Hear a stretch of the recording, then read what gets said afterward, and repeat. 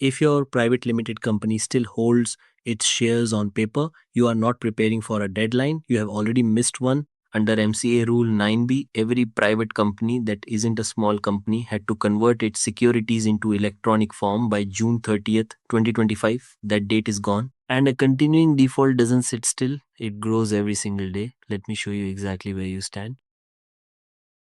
So, who does this apply to? Every private limited company in India, except small companies and government companies. And small has a strict test: paid up capital of 4 crore rupees or less and turnover of 40 crore or less. Both together cross either line and dematerialization is mandatory. Here's the one that catches founders out. A subsidiary of a body corporate is never a small company. Even with 1 lakh of capital, it must comply. Miss it, and the penalty is 10,000 rupees plus 1,000 rupees for every day of continuing default.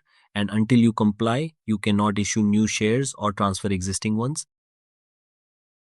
The fix has moving parts, but it's a clear path. You appoint a registrar and transfer agent.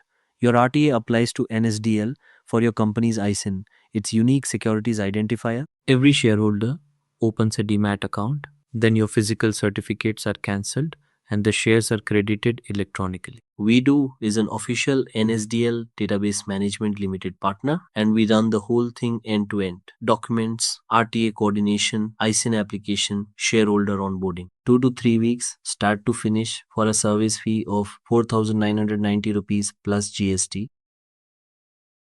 Every day on paper is another day of penalty and another day you can't move your own equity. The good news is simple. The clock stops the day you finish. Check whether the rule applies to your company and see the full cost breakdown including RTA and NSDL charges at weedo.in/demat.